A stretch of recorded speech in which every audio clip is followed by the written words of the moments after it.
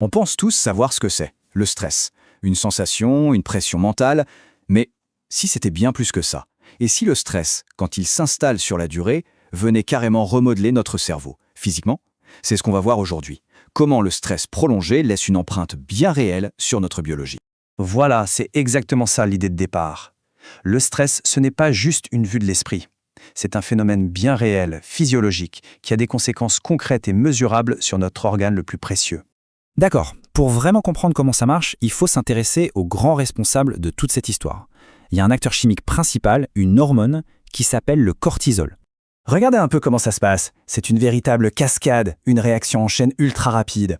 Face à une menace, hop, l'hypothalamus tire la sonnette d'alarme. Ça active l'hypothalamus, qui elle-même donne l'ordre aux glandes surrénales de libérer notre fameux cortisol, tout ça en une fraction de seconde. C'est un système de réponse d'urgence incroyablement efficace. Mais alors, c'est quoi exactement ce cortisol? Eh bien, c'est l'hormone de l'action. Son but à la base, c'est de préparer le corps à un danger immédiat, de mobiliser toutes les ressources pour survivre. C'est le fameux réflexe de lutte ou fuite. Et c'est là que ça devient intéressant et un peu plus compliqué. Parce que cette hormone, qui est super utile à la base, peut devenir un vrai problème. À court terme, elle est bénéfique.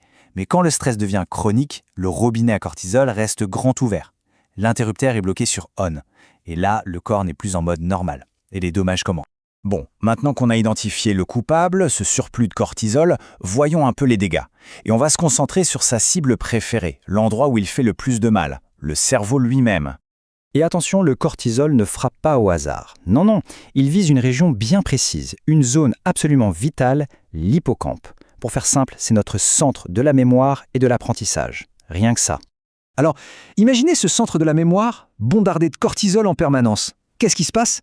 Il se dégrade. Physiquement, on le voit au microscope. Les neurones, d'abord, ils se contractent, ils rétrécissent.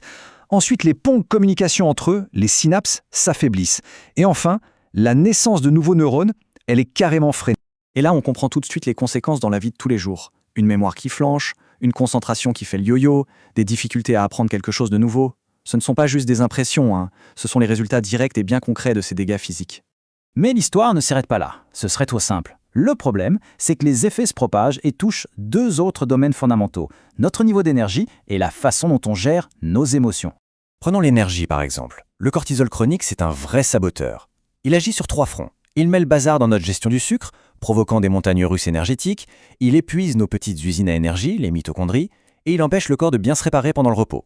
Et voilà, on a l'explication de cet épuisement profond qui accompagne si souvent le stress prolongé. Ce n'est pas juste dans la tête, c'est une vraie crise énergétique au niveau cellulaire qui se manifeste par cette fatigue constante, ce brouillard mental et ces nuits qui ne rechargent plus les batteries. En même temps, sur le plan émotionnel, c'est comme si le stress déréglait les curseurs de notre cerveau. D'un côté, il pousse le volume à fond sur notre centre de la peur, l'amygdale, qui devient hyperactive. De l'autre, il affaiblit notre centre de contrôle, le cortex préfrontal, celui qui nous aide à raisonner, à prendre du recul. La conséquence de ce déséquilibre, elle est directe.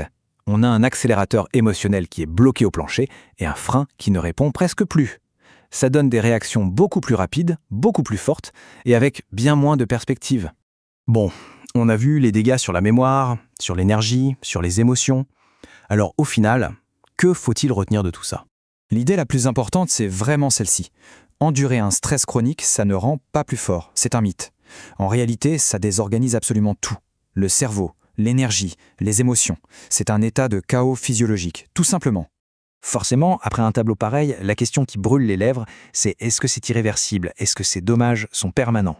Eh bien, et c'est la bonne nouvelle, la réponse est non. Il y a de l'espoir. Le cerveau a une capacité de réparation absolument incroyable. Il peut se régénérer. Mais comment? Quelles habitudes activent vraiment cette récupération? C'est justement ça qu'on explorera dans le prochain décryptage.